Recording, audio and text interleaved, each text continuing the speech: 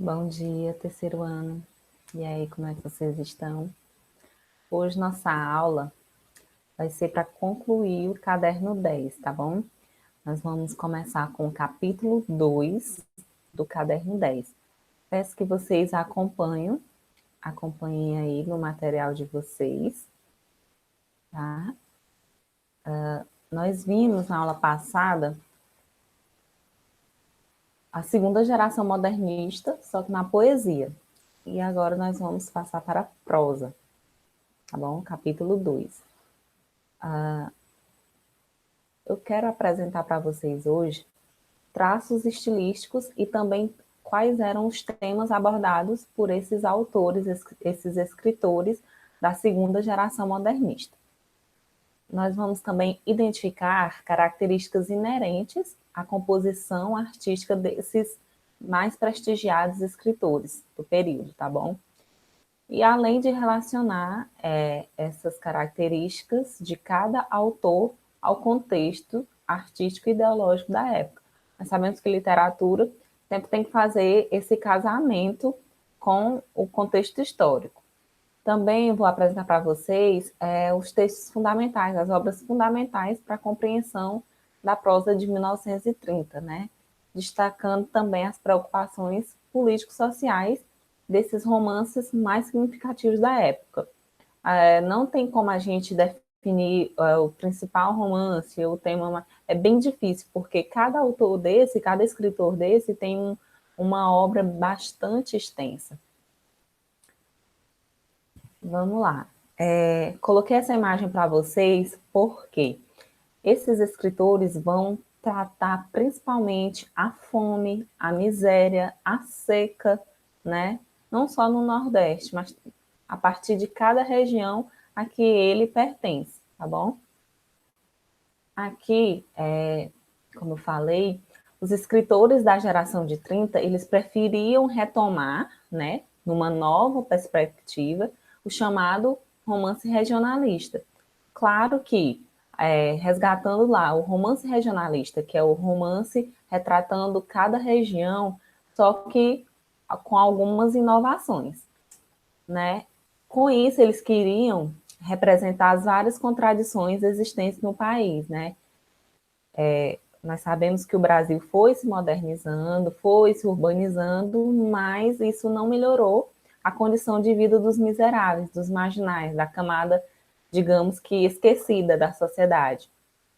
Nessa imagem aí, nós temos um homem bebendo água, né, de Cândido Portinari, e esse pintor, ele retratava a, a miséria, a seca, a vida no Nordeste, né, foram temas tanto de Portinari quanto dos escritores da geração de 30.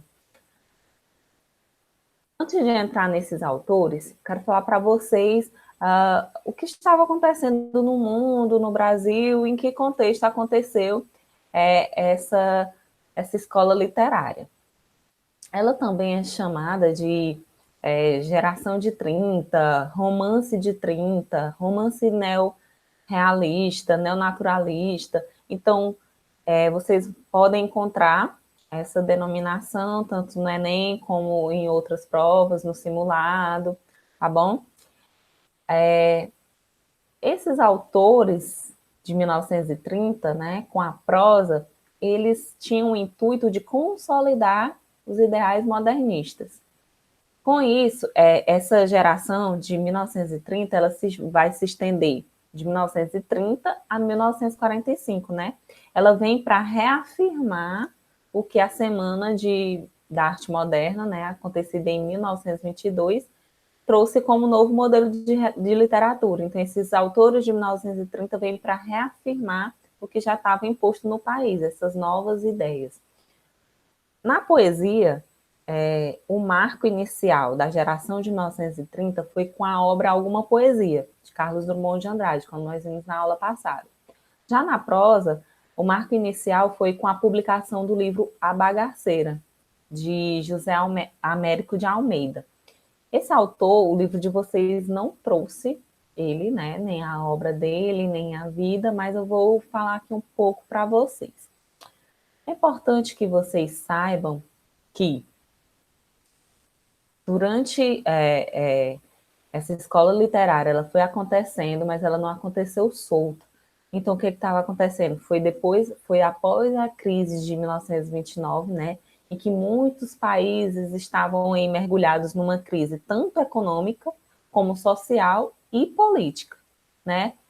Surgiram os governos totalitários, ditatoriais, nós sabemos que surgiu aí o Estado Novo, né? A ditadura imposta por Getúlio Vargas, teve o aumento do desemprego, fábricas estavam falindo, a fome e a miséria estavam espalhadas pelo Brasil, né? A Revolução de 1930 também representou o golpe de Estado, como vocês já devem ter visto na disciplina de História. Tem até um documentário na Netflix que fala sobre as guerras do Brasil. Lá tem um episódio da Revolução de 1930. Vale a pena vocês conferirem. Vale bastante a pena para vocês se situarem aí sobre essa revolução, sobre o que estava acontecendo no Brasil no ano de 1930. Teve a deposição do presidente da República Velha, né, que foi Washington Luiz, que acabou impedindo a posse também de Júlio Prestes. Então, estava acontecendo várias coisas. Teve o início da Era Vargas, o fim das oligarquias de Minas Gerais e São Paulo, que era a política do café com leite. Aconteceu a Segunda Guerra Mundial, também acabou a Segunda Guerra Mundial, né? Para muitos estudiosos, essa segunda geração, ela foi um período, digamos que muito fértil e também rico para a literatura brasileira, porque houve várias obras, aconteceram vários eventos históricos, né? Então foi uma fase de maturação e de concretização, como eu disse, para reafirmar esses novos modelos modernos. Eram tratados temas nacionais, sociais, temas históricos, né? Foram os temas mais preferidos por esses escritores dessa nova fase.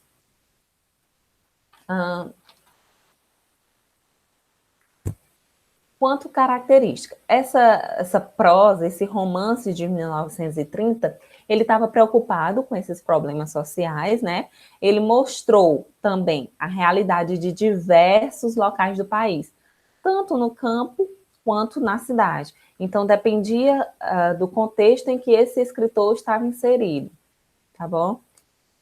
Era uma literatura engajada, porque todos esses escritores estavam engajados politicamente, alguns também candidataram aí no Partido Comunista, né? Então, todos eles tinham a posição política de esquerda.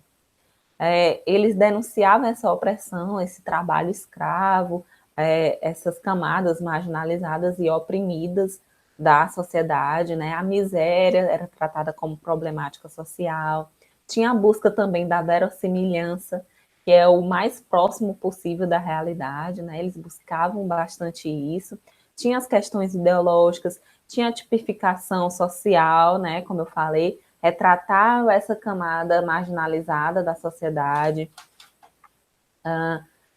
Vocês podem perceber também que tiveram alguns intérpretes do Brasil, então não eram somente escritores.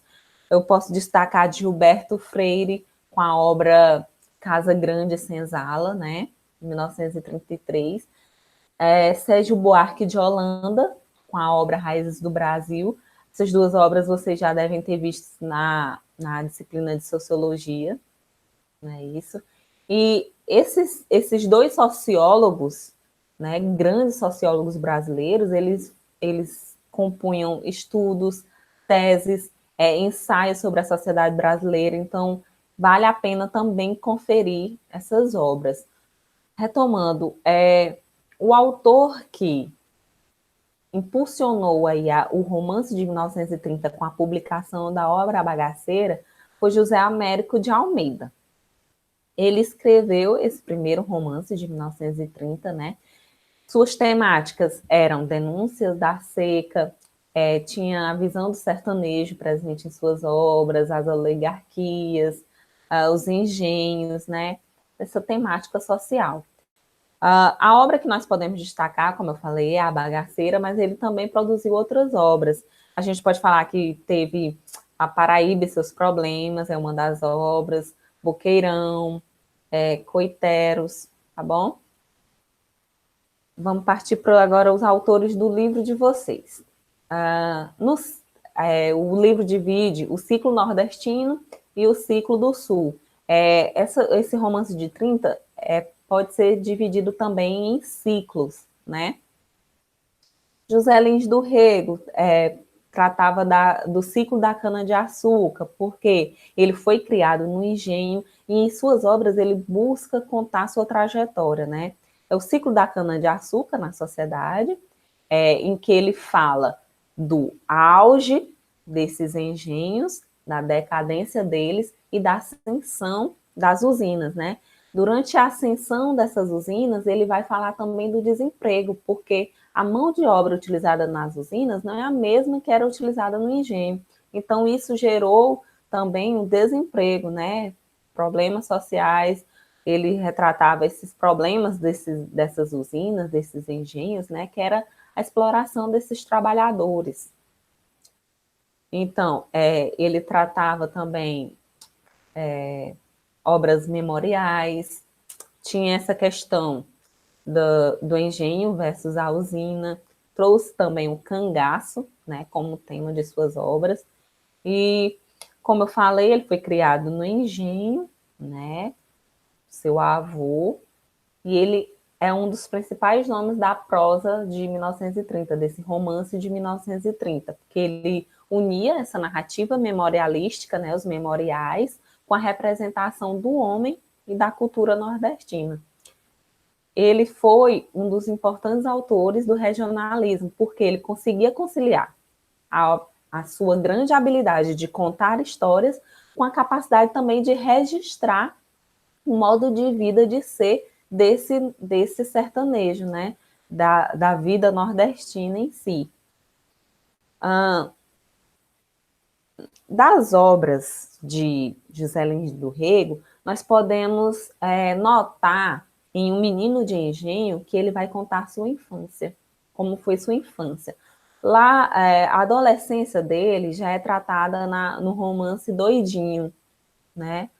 Quando ele se torna adulto, que ele herda a usina de seu avô, mas também tem que vendê-la, a gente vai perceber essa fase dele na obra Usina. E a obra mais conhecida dele foi Fogo Morto, né? Que aí ele vai tratar do engenho que entrou em extinção, né? O fogo morto é o engenho que não produz mais fogo, é o engenho em decadência. Outra obra que a gente pode destacar dele é Cangaceiros e Banguê. Graciliano, Graciliano Ramos, né? Quem não conhece, também faz parte do ciclo nordestino, né? O ciclo da seca. Enquanto José Lins do Rego trata o ciclo da cana, Graciliano Ramos trata do ciclo da seca. Sua obra é o que pode caracterizar a miséria, a seca, lá de Pernambuco, né? Podemos também ver as injustiças sociais bastante presentes em suas obras, uma análise psicológica dos seus personagens, perdão, o retirante, que é aquela pessoa que vive sofrendo na seca, atrás de busca de alimento, de alguma coisa, e não encontra, né? Esse sertanejo que vive ali na seca. E também suas obras têm um tom de autobiografia. Nós podemos destacar como obras de Graciliano Ramos Vidas Secas, né? Que trata aí a trajetória de um casal que segue pela seca do Nordeste, né? Que não traz nem o nome dos filhos, é o filho mais velho, o filho mais novo e a cadela baleia, né? Graciliano Ramos também, quando ele foi preso, né, durante o Estado Novo, ele também compôs a obra Memórias do Cárcere, que ele vai contar aí como foi essa experiência de vida, né? Tem a obra Infância, Angústia, São Bernardo, Caetés, né? Graciliano Ramos, com seu estilo seco de escrita, né? Ele tinha, a gente pode perceber essa tensa relação de seus personagens com o ambiente. São características bastante marcantes na prosa de Graciliano Ramos, tá bom? Ele é também dos mais importantes da literatura brasileira. A crítica especializada, né, também considerava ele um dos mais significativos escritores da literatura brasileira. Não porque ele inaugurou um estilo de composição literária peculiar, mas também pela concisão vocabular. A linguagem era mais concisa, mais enxuta. Mas, por outro lado, também tinha uma riqueza, né, uma densidade com que construiu essa tensa relação entre os personagens e o mundo nordestino. Nisso a gente pode notar as diferentes formas de opressão em que essa camada da sociedade vivia. Olha a simpatia dessa escritora, Raquel de Queiroz. Nas entrevistas, nos documentários, se vocês procurarem de Raquel de Queiroz, vocês sempre vão ver esse sorriso aí. É cearense, né? Ela faz parte aí do ciclo nordestino. Ela representou o homem nordestino numa perspectiva tanto social quanto existencial. Ela foi escritora não só de romances, mas também de crônicas, de peças teatrais, de literatura infantil, né? Não somente de romances. A sua obra é bastante variada quanto aos gêneros, né? Mesmo ela publicando diferentes textos, né, por mais de 70 anos, a crítica ainda costuma dividir a obra de Raquel de Queiroz em duas fases, né, levando em consideração os 4 romances iniciais. Quem aqui não conhece o romance O 15, né, que ela retrata justamente essa seca de 1915 lá no Ceará, né, e a gente pode perceber bastante esses traços de Raquel de Queiroz nesse romance.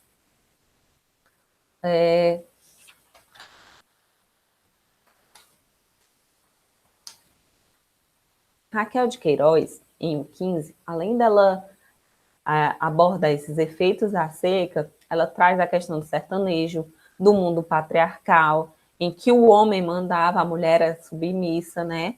Ela tinha essa perspectiva feminina em suas obras, né? A Consciência. A obra mais conhecida dela, O 15, mas tem também Caminho das Pedras, tem Dora Doralina, Memorial de Maria Moura, As Três Marias, tá bom? Outro escritor grande, Jorge Amado, né? Baiano arretado aí, ele foi um escritor de grande sucesso junto ao público, teve várias de suas obras traduzidas para diferentes línguas e também boa parte de suas obras se tornaram filmes, se tornaram novelas, então foram obras que foram adaptadas para o cinema e para a televisão.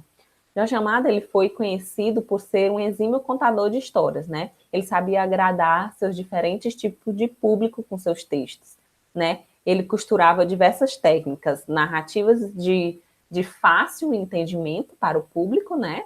E com isso ele adquiriu uma grande aceitação. Suas obras eram repletas de aventura, de humor, de heroísmo, lirismo e superação das adversidades. Jorge Amado, ele faz parte do ciclo nordestino, né? O ciclo do cacau. Ele mesmo se autodenominava aí um escritor romântico e sensual, né? Era rural, a sua temática era rural, popular, abordou também o coronelismo, a sensualidade e o humor.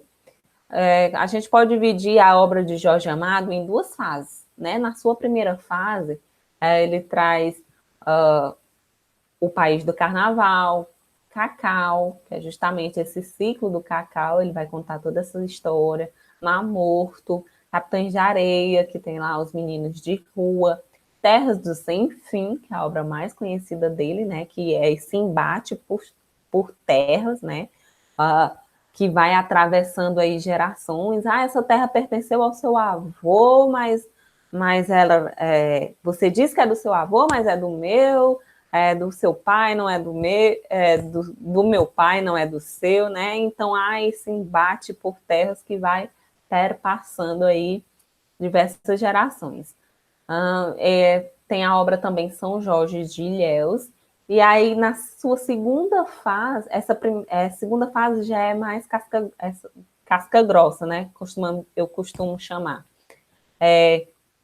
Em que a primeira fase é a casca grossa, e na segunda é essa ascensão das mulheres, né? As mulheres baianas são bastante retratadas em suas obras, né? Então, Jorge Amado faz essa revolução. Ele traz a mulher, né, numa perspectiva em que a sociedade é totalmente machista, né, patriarcal. Então, aí ele vai trazer, numa coincidência, né, várias mulheres em suas obras. Tem Gabriela Cravo e Canela, vocês já devem ter lido. Dona Flora e seus dois maridos, que trata aí a sensualidade, né? Que Dona Flora tem seu marido, mas ele faleceu, e aí ela se casa novamente, e aí o marido falecido retorna lá, satisfazendo seus desejos sexuais, e enquanto o marido, o outro marido, né, o vivo, ele tem toda aquela atenção com ela, faz todas as obrigações de marido. Tem também Tenda dos Milagres, Tieta do Agreste, Tocaia Grande, né? Todas elas ou se tornaram filmes ou foram minisséries, novelas, e por aí vai. De um lado, parte da crítica, né, considera ele um escritor populista, né, aquém dos escritores do regionalismo nordestino. Mas, por outro, também, essa popularidade dos seus textos tornou ele um dos maiores sucessos de venda entre os outros brasileiros. Gente, tem obra dele que chegou a ser traduzida para 49 idiomas, né? Saindo aí do Nordeste, nós temos Érico Veríssimo, lá do Ciclo do Sul, né? Esse escritor do Rio Grande do Sul, ele tem a obra maior, a maior obra histórica, né, do Brasil. Ele trata aí a burguesia de Porto Alegre, as narrativas urbanas. Tem aí uma obra dele que atravessa 200 anos do Rio Grande do Sul, né, lá já na sua segunda fase, né? Os temas são a formação do Rio Grande do Sul, uma análise política, o uso aí do alegórico, que nós podemos trazer lá do humanismo, em Gil Vicente, que é justamente esse personagem que não é uma pessoa em si, mas algum valor, alguma virtude, mas com aquele tom de humor, um tom humorístico. Então ele vai usar também essas alegorias. Na sua primeira fase, ele vai tratar a burguesia, vai tratar a cidade de Porto Alegre, essa individualidade familiar, né? Questões mais individuais. A sua obra mais conhecida é Olhai os Lírios do Campo, né? Tem também Clarissa, Caminhos Cruzados, O Resto é Silêncio. Já na sua segunda fase, eu costumo chamar essa segunda fase de Érico Veríssimo de histórica política, né? Em sua obra O Tempo e o Vento, vocês também já devem ter ouvido falar, O Tempo e o Vento é a obra mais conhecida dele nessa segunda fase. É dividida em três partes, que é o continente, o retrato e o arquipélago, né? Que vai tratar aí os 200 anos do Rio Grande do Sul até essa era Vargas, né? O surgimento do Rio Grande do Sul até a era Vargas, em 1930. Tem também o Senhor Embaixador, o Prisioneiro, que vai tratar a questão política, Incidente em Antares, Solo de Clarineta, né? Que vai tratar aí esses memoriais. Em Incidente de Antares, trata a história de uns mortos, né? Que tornam a vida para criticar essa sociedade, essa vida social, os males dessa sociedade. Érico Veríssimo, ele foi autor, assim como Raquel de Queiroz, não só de romances, mas também de contos, de crônicas, de literatura infantil e especialmente de romances, né? Que foi o gênero aí que o tornou notável no Brasil, né? A sua escrita é caracterizada pela linguagem coloquial, né? Essa linguagem composta por períodos curtos e um vocabulário mais corriqueiro. Ele, de forma similar a Jorge Amado, ele também desfrutou de grande sucesso junto ao público.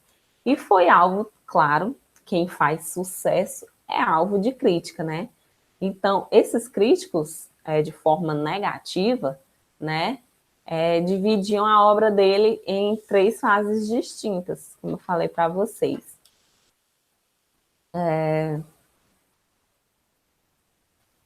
Retomando aqui, essas características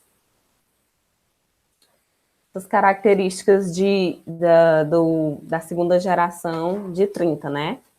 Ela também é composta por essa influência do realismo, do romantismo, é tratado o nacionalismo, o universalismo, essa realidade social, não só social, mas também cultural, econômica, política, né? Tem a influência da psicanálise de Freud, né? Alguns autores vão tratar os seus personagens de forma psicológica, tem a temática cotidiana, do dia a dia, desses nordestinos, tem a linguagem coloquial presente lá em Érico Veríssimo.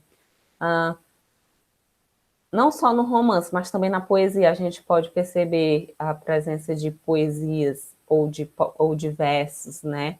Brancos e livres, que é justamente esse verso sem rima, sem tamanho, né? Tem a valorização da linguagem do dia a dia, como eu falei, rompendo aí com a gramática. Então, na prosa, eles focaram nessa prosa, nesse romance de ficção, que são romances regionalistas e também urbanos. E com isso nós terminamos nosso capítulo 2 do caderno 10, perdão, e nós vamos nos encontrar no plural agora, para eu dar o direcionamento sobre as próximas aulas, próximas atividades, tá bom? Até daqui a pouco.